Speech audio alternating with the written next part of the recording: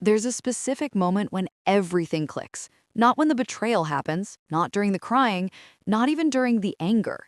It's later, weeks, maybe months after. You're sitting somewhere ordinary, a coffee shop, your car, your living room, and suddenly you realize something wild. You forgot to think about them today. You forgot to replay what happened. You forgot to wonder why. And in that moment, something shifts in your chest. Not sadness, not relief exactly, something closer to power. That moment, that's what they never calculated. They thought the story ended with them walking away. They had no idea they were writing the first chapter of your transformation. If this video finds you right now, hit that subscribe button and drop a like. You're exactly where you need to be. Let's talk about what really happens after betrayal, not the part everyone sees, the hurt, the confusion, the late-night questions. Let's talk about the part they don't see coming, the part where their actions accidentally become the catalyst for the best version of you. Because here's the truth, betrayal is a transaction. They took something from you, trust, time, emotional safety, but what they didn't realize is that in taking those things, they forced you to fill that space with something else. And what comes next? That's the plot twist nobody writes about. When someone betrays you, there's a formula running in their head. It goes something like this. Temporary discomfort plus time equals back to normal. They convince themselves that whatever damage they cause will eventually fade, that you'll forgive because you always have, that your love is unconditional, which really means unlimited. They count on your patterns, your history of second chances, your tendency to see their potential instead of their patterns. They're betting on the version of you that prioritized connection over self-respect, the version that would rather fix than walk away, the version that confused patience with doormat. But here's what breaks their math. Pain has a tipping point. It's not loud, it's not announced. One day you just stop. Not because you stopped caring, but because you started caring about yourself more. And that shift, completely invisible to them until it's way too late. They expected the usual script, the confrontation, the emotional breakdown, the eventual reconciliation where you pretend it doesn't still hurt. What they got instead was something far more unsettling, your silence, your absence, your complete and total withdrawal of the emotional energy they'd come to depend on. And silence, real silence, the kind that comes from genuine disinterest rather than strategy, that's terrifying to someone who expected you to chase. Here's a wild fact. Psychologists have found that it takes approximately 66 days to form a new habit. Know what that means? In just over 2 months, your brain can completely rewire itself around new patterns. While they assumed you were stuck missing them, your nervous system was literally creating new neural pathways. Pathways that don't include their chaos. Pathways built on peace instead of panic.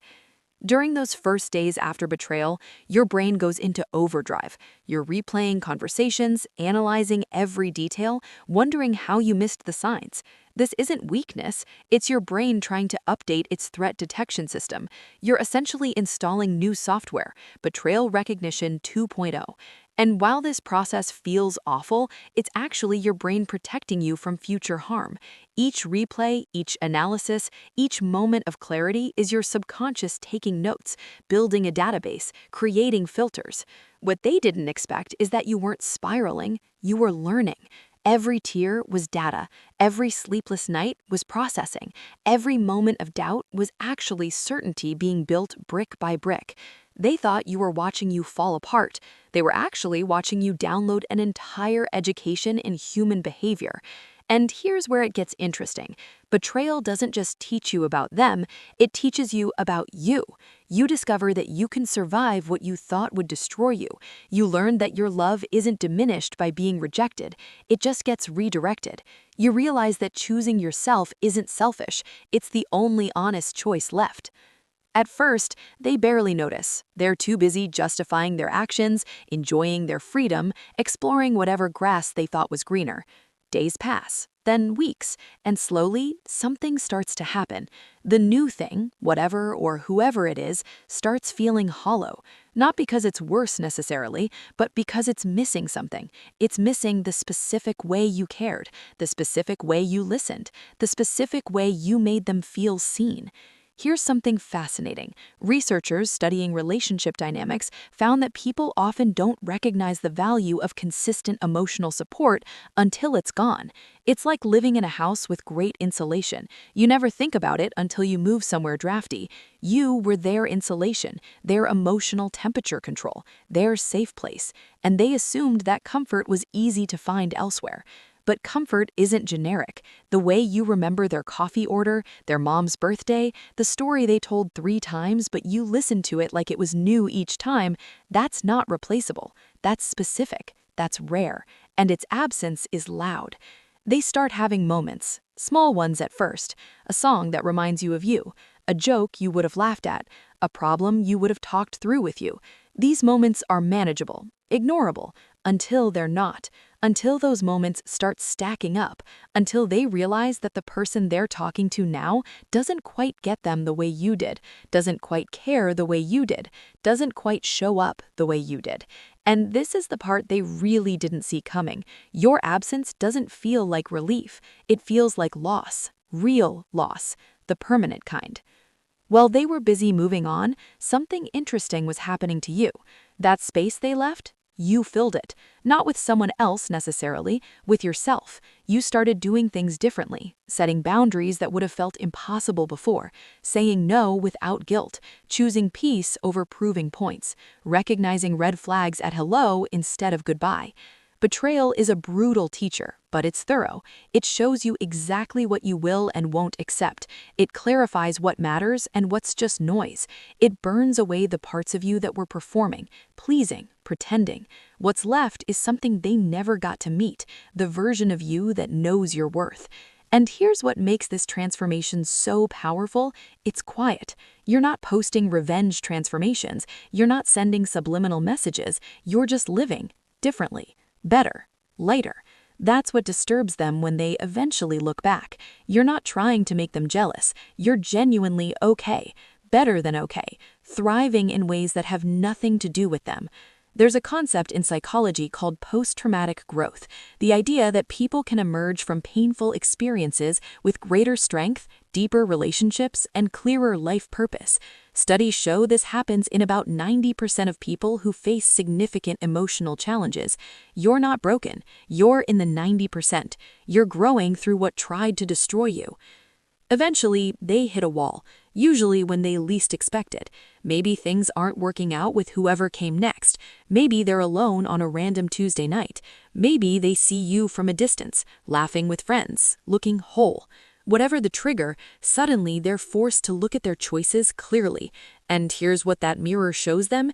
You weren't the problem. You weren't too much, too emotional, too demanding. You were asking for baseline respect, and they couldn't deliver it. That realization doesn't feel good. It feels like regret, mixed with shame, mixed with loss, because they understand now that they didn't just lose a relationship, they lost someone who genuinely had your back. The replacement might be exciting, but excitement fades. What you offered was deeper. Consistency, loyalty, belief in them even when they didn't believe in themselves. That's not something you find on every corner. That's rare. And rare things, once lost, are nearly impossible to reclaim. They think about reaching out, apologizing, explaining, but something stops them. Maybe pride, maybe fear, or maybe, on some level, they know the truth. The version of you that would have heard that apology doesn't exist anymore. You've evolved past the person who would accept breadcrumbs, and that knowledge sits heavy. Here's the twist nobody tells you about. The best outcome of betrayal isn't them coming back. It isn't them realizing what they lost. It isn't even them feeling guilty. The best outcome is you realizing you don't need any of that to be okay. You don't need closure. You don't need apologies. You don't need them to understand what they did because you've already moved forward without any of it. That's the freedom they accidentally gave you. They thought they were taking something away. They were actually setting you loose, releasing you from the exhausting work of loving someone who couldn't reciprocate at your level, releasing your energy for people and experiences that actually deserve it. And the most beautiful part, you start attracting different energy, not because you changed yourself to fit some ideal, but because you stopped accepting less than you deserve. When you shift your standards, your reality shifts to match. Suddenly, you're surrounded by people who show up, who communicate, who value what you bring, not because you got lucky, but because you finally made space for it. So if you're watching this from the other side of betrayal, here's what I want you to know. What happened to you was unfair. It was painful. It probably changed you in ways that still hurt, but it also gifted you something they never intended: clarity, strength, self-knowledge, the ability to walk away from anything that doesn't honor you. They betrayed you, but what they didn't expect is that you'd become the person you needed all along. Drop a comment if you've ever turned your pain into power. Tell me your story. How did betrayal actually end up changing your life for the better? And if this resonated with where you are right now, share it with someone who needs to hear it. Sometimes the best thing we can do for each other is remind ourselves that we're not alone in this.